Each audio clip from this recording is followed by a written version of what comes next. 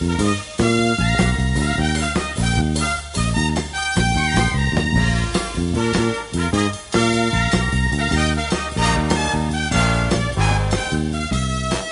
morning, Bucknutters. It is lucky August 13th, 2015, a Thursday. That could only mean one thing. The dulcet tones of Steve Wiltfong, Director of Recruiting for 24/7 Sports, has joined us once again. Steve, how are you this fine morning? Good morning, Daniel. Doing well. Excited to be on talking the Buckeyes. A lot of our recent shows, for what it's worth, Steve and I do a little pregame, and we chat about maybe some topics to hit, and there have been times recently when we haven't had that much great stuff to talk about for the Buckeyes. But things are hopping now, man. There's some real interesting stuff out there, and we're going to try and hit on a few of the major ones. Guy whose name has definitely been at the top of the recruiting ledger when it comes to chatter is George Hill, the do-it-all offensive weapon out of Youngstown. There has been some chatter that he will not end up in the Buckeyes class, even though he was the first to commit. You got a little new info on George Hill that you've dug up. Kind of bring us up to speed on the speedster. Well, in addition to what Bill Kurelic and I kind of reported in different parts of our network last week, a lot of doubt on if George Hill will end up in the Ohio State class now. He just took a recent visit to Pittsburgh, was offered. That went really well. He's a guy that really liked Coach Narduzzi. Coach Narduzzi recruited his teammate, L.J. Scott, to Michigan State, among other people from that area in Ohio. And Coach Narduzzi has made an impression on George and certainly on the Hubbard coaching staff and people in that community. So George was out there, and I heard he may be back for the opener against Youngstown State.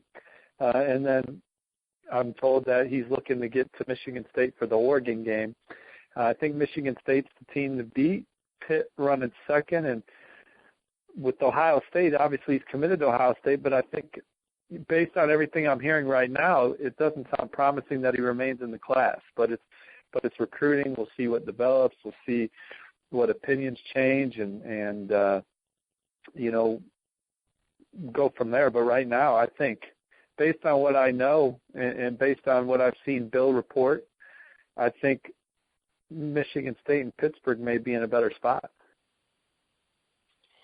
My question is this: what is Pittsburgh selling him? Because if he went to Michigan State, I could at least understand it. But in terms of the caliber of program, and Pitt's at it today, but Tony Dorsett and Dan Marino are walking through that door. What are they pitching him, do you think, on being the focus of the offense? Well, I just think it's the connection with Pat Narduzzi, who was a really good recruiter at Michigan State and obviously was a really good football coach that is looking to continue to build up Pitt from where Coach Chris left it. Pitt was actually a really good job because their coach left to go to his alma mater. It's not like Coach Narduzzi replaced a coach that was fired and they were 3-9 the year before.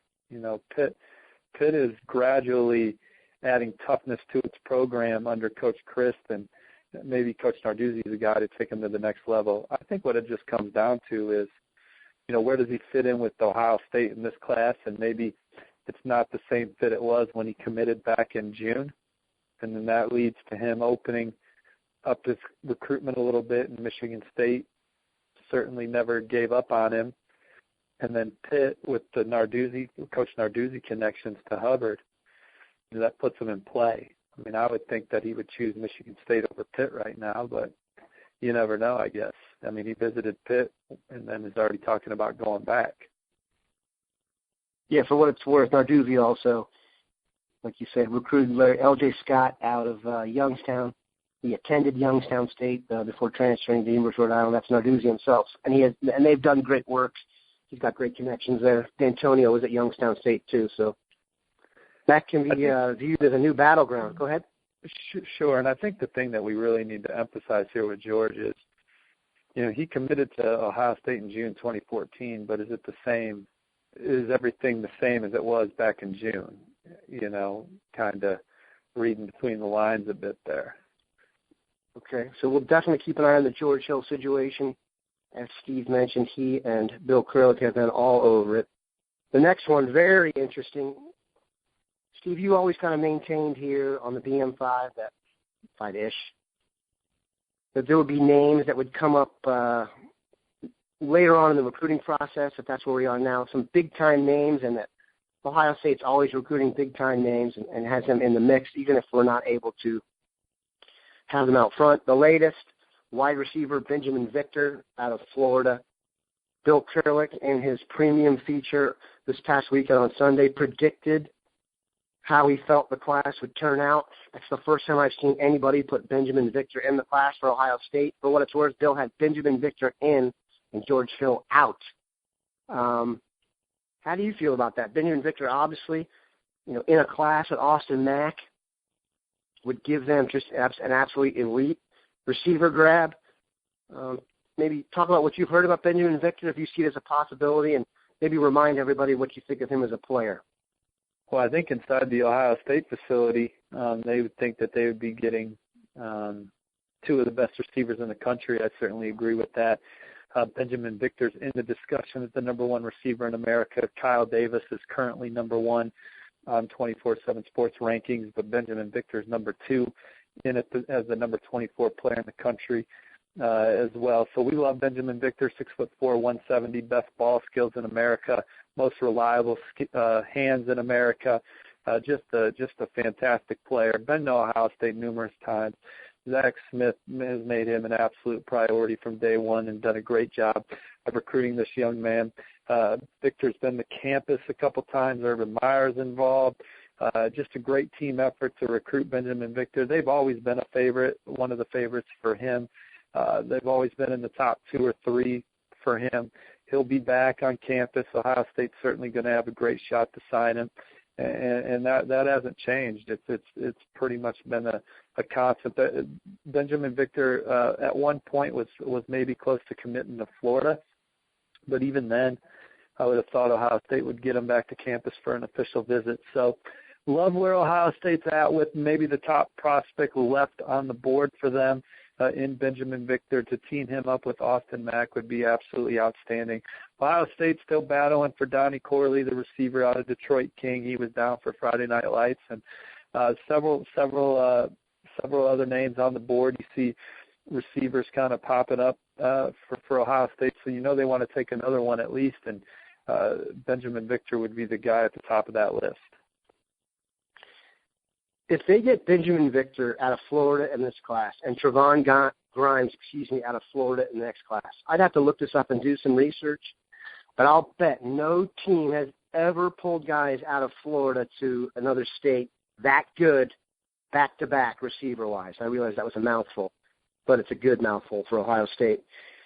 All right, speaking of guys that would have to cover them in practice possibly, let's talk about defensive backs. There's 3 names that we've heard information about recently: Andrew Pryts, Damar Hamlin. There was some talk about Jalen Jones recently that we're going to have in the boarding house later today. Can you bring us up to speed on how you see defensive back recruiting, if there was a major name I left out there? Who do you think may end up a Buckeye?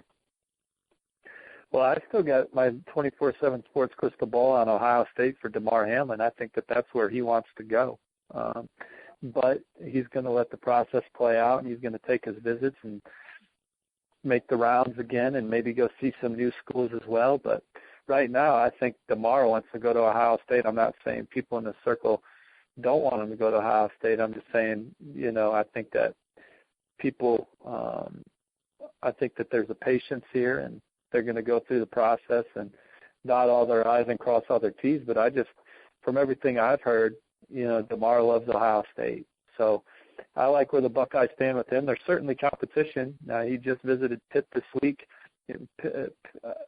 My best sources, I hear different stuff on Damar Hamlin, but the most consistent things I hear is Pitt-Ohio State battle.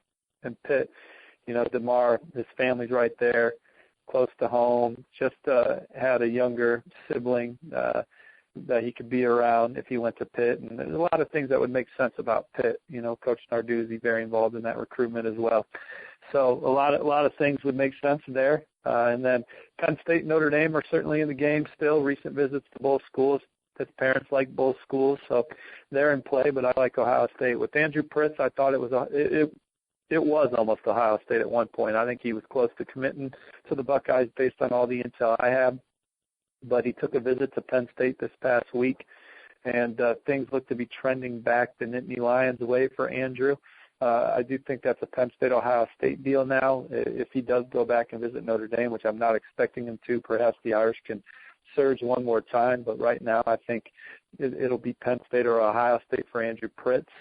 And then outside of those two, Ohio State, they're taking some big swings at some blue chippers. Nigel Warrior is another guy that Bill Kurelic wrote about. And like we talked about already on this program today, blue chippers' names are going to pop up, and this fall, blue chippers are going to pop up on campus and take an official visit to see the defending national champs. And once you get them to Columbus, I guess you never know.